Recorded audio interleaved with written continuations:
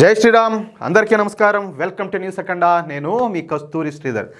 దేశంలో ఏ రాజకీయ నాయకుడితో అయినా పెట్టుకోవచ్చు, కానీ యోగి ఆదిత్యనాథ్ గారితో మాత్రం అసలు పెట్టుకునేకూడదు. ఎందుకంటే నాయకుడు ఆయనే. ఇంక నేను ఎట్ట చెప్పాలో నాకు అర్థం కాలే, కానీ అదేంటంటారు చూడు, రౌడీ నేనే పోలీసు నేనే అనేటో అట్లా.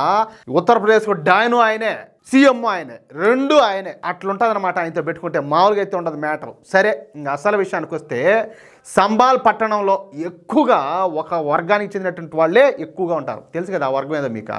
నేను చెప్పాలా మళ్ళా వర్గం అనగానే మీకు అర్థం అయిపోతుంది. నాకు తెలుసులే. దీన్ని ఈ సంబాల్ పట్టణాన్ని మినీ పాకిస్తాన్ అని కూడా అంటారంట. ఎట్లా ఇప్పుడు మా హైదరాబాద్లో ఇది ఉండదు కదా, పాత బస్తీ ఏరియాని ఏమంటారో ఇట్లాగే అంటారు. ఆ మాదిరి అనమాట. దాన్ని బట్టి మీరు అర్థం చేసుకోవచ్చు. అందుకే ఈ సంబాల్ పట్టణం అభివృద్ధికి దూరంగా పేదరికంతో ఏం నహనహలాడుతూ ఉంటుంది. అట్లే అసలు వీళ్ళు ఎట్టోళ్ళు తెలిసిన, ఈ సంబాల్ పట్టణంలో అభివృద్ధి జాడలే కనపడవు. నిజానికి ఈ సంబాల్ పట్టణం వ్యూహాత్మకమైనటువంటి ప్రదేశంలో ఉన్నప్పటికీ కూడా ఇక్కడ మాత్రం అభివృద్ధి అనేది శూన్యం.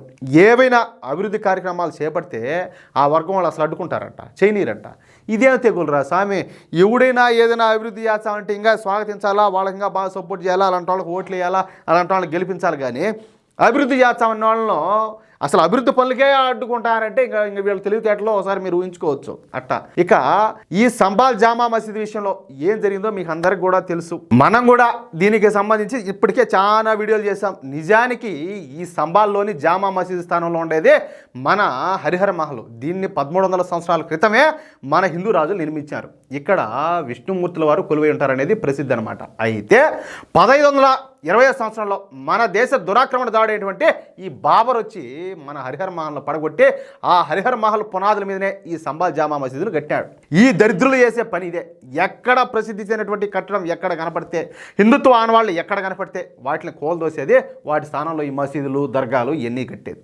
అర్థమైందా? సరే, ఈ విషయం పైన మన లాయర్లు కోర్టుకు పోవడం, కోర్టు కూడా ఈ సంబాల్ జామా మసీదులో ఆర్కియాలజీ సర్వే చేపట్టాలని చెప్పి తీర్పునివ్వడం, ఆ తర్వాత వచ్చేసి ఈ జాంబీగాళ్ళంతా పోయి అల్లర్లు చేయడం, ఇదంతా జరిగిపోయింది. మొత్తానికైతే సర్వే కూడా పూర్తి అయిపోయింది. ఓకేనా? ఇక అక్కడి నుంచి ఉత్తరప్రదేశ్ ముఖ్యమంత్రి యోగి ఆదిత్యనాథ్ గారి మార్క్ అయితే స్టార్ట్ అయింది. నిజానికి 2500 మంది రాడికల్స్ ఈ అల్లర్లో పాల్పంచుకున్నారు. దేనికోసం?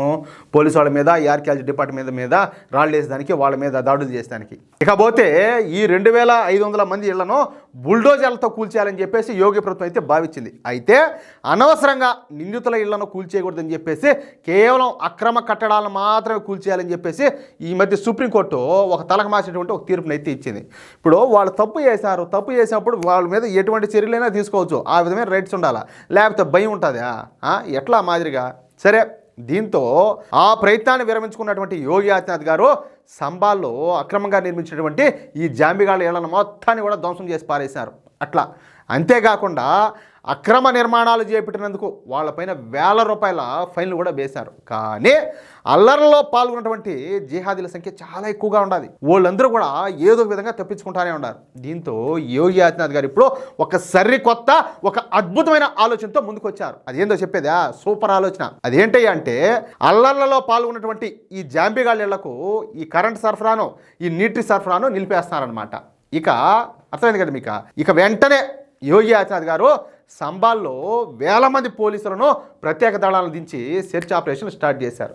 అంతే, చాలా వరకు ఆశ్చర్యపోయే వాస్తవాలన్నీ కూడా వెలుగులోకి వచ్చాయి. అది ఏదో చెప్పిన, సంబాల్లో ఈ అల్లరి మూకలు ఉన్న ప్రాంతాలన్నింటిలో కూడా ఏ ఒక్క ఇంటిలో కూడా కరెంట్ మీటర్ లేదంటయా. కరెంట్ ఛార్జీలు కట్టేది కాదు, అసలు కరెంట్ మీటరే లే. అందరూ కూడా దొంగతనంగా, ఇప్పుడు ఈ కరెంట్ పోల్ ఉంటాయి కదా, అదే విద్యుత్ స్తంభాలు అంటారు, వాటి మీద నుంచి కరెంటు లాక్కుని దొంగతనంగా ప్రతి ఒక్కరు కూడా కరెంటు ఆడుకుంటున్నారంట. అంటే అందరూ కూడా దొంగకుండా కొడుకులే. అసలు ఆ ప్రాంతాల్లోకి ఇంతవరకు ఏ అధికారి కూడా వెళ్ళలేదంట. మనం చూస్తూ ఉంటాం, పాత బస్తీలేక ఆ వారు కనుక పోయి ఏదైనా కరెంట్ బిల్లు పాడని అంటే వాళ్ళు ఏం చేస్తారో మనం చూస్తూనే ఉన్నాం, మనం వింటానే ఉంటాం. ఇంకంతే వాళ్ళ పని కథం, ఇంకా అట్లుంటుంది. అందుకే ఇప్పుడు ఈ సంబాల్ పట్టణంలో కూడా ఇప్పుడు వాళ్ళు ఉండే ప్రాంతాల్లోకి ఏ అధికారులు కూడా వెళ్ళలేని పరిస్థితి అయితే ఉండాలి. పైగా ఈ సంబాల్లో అల్లరి మూకలు వినియోగించుకున్నటువంటి దొంగ కరెంట్ విలువ ఎంత తెలిసిన సంవత్సరానికి 14 కోట్ల రూపాయలు. ఏది వాళ్ళు కన్నా కరెంట్ బిల్లు కడితే 14 కోట్ల రూపాయలు అవుతుందంట. ఏది ఇప్పుడు ఆ దొంగతనానికి గురవుతున్నటువంటి ఆ కరెంట్ అంతా కూడా. అంటే సంబాల్లోని ఈ జిహాదీలు సంవత్సరానికి 14 కోట్ల రూపాయల దొంగ కరెంట్ అయితే వాడుకుంటున్నారు. ఇక మంచినీటి బిల్లులు కూడా కట్టకుండా తయారుగా మంచినీళ్ళు కూడా వాడుకుంటున్నారు. అంతే. ఇక ఈ విషయం తెలుసుకున్నటువంటి యోగి ఆదిత్యనాథ్ గారు ఆ ప్రాంతాలకు మొత్తంగా ఈ కరెంట్ సరఫరాను అదేవిధంగా నీళ్ళ సరఫరాను బంద్ చేసి పడేసినాడు. ఆ ప్రాంతంలో ఉన్నటువంటి కరెంటు స్తంభాలు కూడా పీక అవతల బారేస్తున్నారు. ఇంకా నువ్వు బిల్లులు కట్టినప్పుడు ఇంక నీ కరెంట్ ఎందుకు? ఎవడినాయ సొమ్ము ఇక్కడ తేరగా దొబ్బితినేదానికి అంటే ఉండారులే హిందువులంతానో కష్టపడి చెమటోడిచి పని చేస్తా వచ్చి పనులు కడతా ఉంటారు, ఆ వచ్చిన డబ్బులు వచ్చి మనం తేరగా దొబ్బుతింటా ఉందామని. ఏంది కథ ఏందంటాలి. ఇప్పుడు నేను ఒక మాట చెప్తా ఖచ్చితంగా. ఇప్పుడు సెక్యులరిజం అంటారు కదా, ఇప్పుడు ఈ దేశంలో మన భారతదేశంలో ముస్లిం గానే ఉంటాడు, క్రిస్టియన్ గానే ఉంటాడు, కానీ హిందువులు మాత్రమే సెక్యులర్లుగా ఉండాలి, వీళ్ళు మాత్రమే పన్నులు కట్టాలా, వీళ్ళు మాత్రమే బాధ్యతాయుతంగా ఉండాలా, వీళ్ళు మాత్రమే పరమత సహనం పాటించాలా. ఏంది ఇది? ఎక్కడుండాలి ఈ చట్టము? ఏమి న్యాయం ఇది? ఇప్పుడు ఒక మతానికి ఒక న్యాయం, ఒక మతానికి ఒక న్యాయం ఉన్నప్పుడు మరి హిందువులకి ఏంది ప్రత్యేకంగా? అంటే వీళ్ళు మాత్రమే సెక్యులరిజం పాటించాలా, వీళ్ళు మాత్రమే పరమత సహనం పాటించాలా? ఇప్పుడు సెక్యులర్ దేశం ఉన్నప్పుడు అన్ని మతాలకు అందరికీ వర్తించాలి కదా. మరి ఏంది ఇది అంటున్నా? ఆలోచించండి మీరు కూడా. సెక్యులరిజం ఓన్లీ హిందువులకు మాత్రమేనా, అన్ని మతాలకు ఉండాలి అనేసి? అన్ని మతాలు సమానం అన్నప్పుడు సెక్యులరిజం అనేది అన్ని మతాలు పాటించాలి కదా, మరి పాటించడం లేదే.